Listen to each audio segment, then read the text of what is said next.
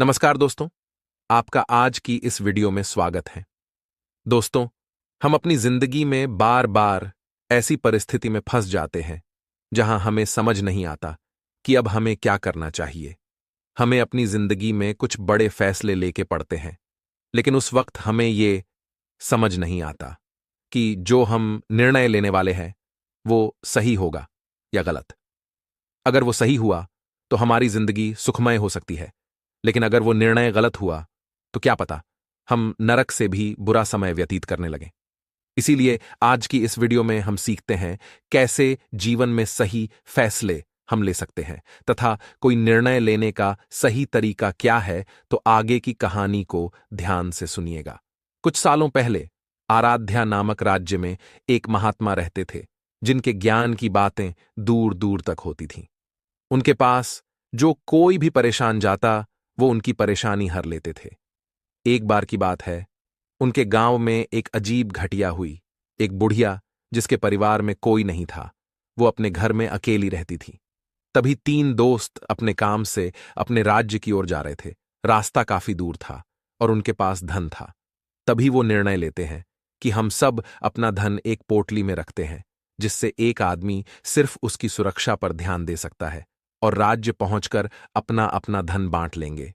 तभी रात होना शुरू हो गई थी। तो वो उस बुढ़िया को कुटिया को देखते हैं। वो वहां पर आज रात रुकने का निर्णय करते हैं। वो उस घर के दरवाजे पर आवाज लगाते हैं और उस औरत से एक रात रुकने की प्रार्थना करते हैं। वो औरत उन्हें रुकने के लिए हां कर देती है। मैं खाना बनाने जा रही हूं, तुम चाहो तो तुम्हारे लिए भी कुछ बना दूं। वो तीनों युवक उनकी बात पर हां कर देते हैं। खाना खाने के बाद वो तीनों लड़के उस बुद्धि औरत के पास जाके उनसे कहते हैं, माता जी, इस थैली में हमारी मेहनत की कमाई है। हम सब ने अपना कमाया हुआ धन इसमें रखा है। हम इसे आपको सौंपते हैं, क्योंकि ये आपके पास ज्यादा सुरक्षित रहेगी। और हम बस इतना चाहते हैं, अगर सुबह होने से पहले हम में से कोई एक आके अगर ये थैली मांगता है, तो आप उसे ये मत दीजिएगा, तथा अगर हम सब साथ में आएं तो ही आप ये पोटली हमें दीजिएगा। वो बूढ़ी औरत उन्हें कहती है, ठीक है बेटा, अगर तुम सब साथ में आओगे तो ही मैं तुम्हें ये पोटली दूंगी। वो पोटली देने के बाद तीनों दोस्त निश्चिंत हो जाते हैं और सोने चले जाते हैं। सुबह होते ही वो लोग अपने जाने की तैयारी करने लगते हैं। लेकिन उनमें से एक दोस्त ने निश्चय किया था कि वो कैसे न कैसे करके उस धन की थैली को ले लेगा। वो एक योजना बनाता है। वो अपने दोस्तों को उस बुढ़िया के उपकार के बदले उसके खेतों में काम करने की सलाह देता है। वो सब उसकी बात मान जाते हैं, क्योंकि उस औरत ने इनकी काफी सहायता करी थी। अब वो सब खेतों में काम कर रहे थे। तभी वो लड़का, जिसने धन को लेने का सोचा था, अपने दोस्तों से कहता है, दोस्तों, मुझे प्यास लगी है, मैं उन माता से पानी लेके आता हूं। वो सब उसे जाने की आज्ञा दे देते हैं। वहां जाकर वो उस बुढ़िया से कहता, माता जी, अब हम यहां से जा रहे हैं, तो आप हमें हमारे धन की थैली दे दीजिए। वो बुढ़िया उसे कहती है, नहीं, तुम सब ने कहा था, जब तक हम सब साथ न हो थैली किसी को ना देना। तब वो लड़का उनसे कहता है, देखिए, वो अपने दोस्तों को इशारा करते हुए कहता है, ले आऊं। वो सब समझते हैं कि ये पानी की बात कर रहा है, तो वो उसे हां कर देते हैं। और इधर बुढ़िया को लगता है कि ये सब यहां से जा रहे हैं, तभी इन्होंने इसे थैली लेने के लिए भेजा है, और वो इसे पोटली दे देती है। वो युवक धन लेके वहां से भाग जाता है। कुछ समय बाद जब बाकी बुढ़िया से जाने को कहते हैं और अपनी पोटली मांगते हैं, तो बुढ़िया उन्हें सारी बात बताती है कि उनका धन तो उसने कब का उन्हें दे दिया है। ये सारी बात सुन के सब अपने सिर पकड़ लेते हैं और उस बुढ़िया से कहते हैं, माता जी, हमने आपको पहली ही कहा था कि जब तक हम साथ ना हो तब तक पोटली किसी को ना देना। अब इसमें आपकी ही गलती है। हम राजा के पास जाके न्याय की मांग करेंगे। वो सब जब ये सारी बात राजा को बताते हैं, तो वो उस बुढ़िया की ही गलती निकालते हैं और उससे कहते हैं, आपको इन्होंने कहा था कि जब तक हम सब साथ में ना हो तब तक धन किसी को मत देना, पर आपने इसका ध्यान नहीं दिया। अब इन सब का धन वो आपको वापस करना होगा। वो बूढ़ी औरत बहुत दुखी थी और अपने घर की ओर जा रही थी। उसे लग रहा था कि राजा जो भी फैसला ले रहे हैं वो सही ही होगा, इस सब में मेरी ही गलती है। तभी उसे वो बोध महात्मा मिलते हैं।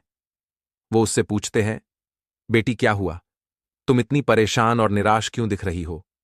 वो औरत उन्हें सारी बात बताती है। वो महात्मा कुछ देर सोचने के बाद उससे कहते हैं, इसमें तुम्हारी कोई गलती नहीं है, बल्कि राजा ने गलत फैसला किया। तुम उनके पास जाओ और राजा से कहो कि आपका फैसला गलत है और सही फैसला मैं करूंगा। उनकी ये बात सुन के वो बूढ़ी औरत सोचने लगी कि राजा का फैसला कैसे गलत हो सकता है। राजा तो हमेशा सही फैसला लेते हैं। पर उनके बार बार बोलने पर वो राज दरबार चली गई। वहां जाके वो डरते डरते बोली, राजन, जो आपने फैसला लिया वो गलत है। और उसने उस बोध भिक्षुक की सारी बात उसे बोल दी। वो राजा क्रोध में अपने सैनिकों को उस महात्मा को यहां लाने को कहता है। जब वो बोध भिक्षुक आते हैं तो सब लोग ये जानने के लिए उत्सुक थे। राजा उनसे बोलता है, महात्मा आपने कहा कि मेरा फैसला गलत है, पर इस बूढ़ी औरत को उन तीनों ने भली भांति कहा था कि जब तक हम सब साथ में ना आएं तब तक पोटली किसी को ना देना, और अब इन्हें ही उनका धन लौटना होगा। इस पर वो महात्मा बोलते हैं, महाराज, जैसा आपने अभी कहा कि उन तीनों ने बोला था, हम जब साथ हो तभी हमें हमारा धन लौटना, लेकिन अभी तो ये दो है। जब तक तीसरा व्यक्ति यहां नहीं आता तब तक ये औरत इन्हें धन नहीं दे सकती। राजा ध्यान से सोचने के बाद उन महात्मा को प्रणाम करता है और उनसे पूछता है, हे महात्मा, आपने इतने अच्छे और सरल तरीके से कैसे फैसला लेते हैं? तब महात्मा कहते हैं, इसमें कोई बड़ी बात नहीं है। जब तक हम किसी समस्या की गहराई तक नहीं जाते, जब तक हम उसे अच्छे से समझते नहीं, तब तक हम सही निर्णय नहीं ले सकते। जब तक हम अपना समय बचाने के चक्कर में तथा जल्दबाजी में कोई चीज करने में लगे रहते हैं, तब तक हम सही फैसला ले हो नहीं पाते। हे राजन, मुझे यकीन है कि अब आप समझ गए होंगे कि कोई भी निर्णय, कोई भी फैसला कैसे लिया जाता है।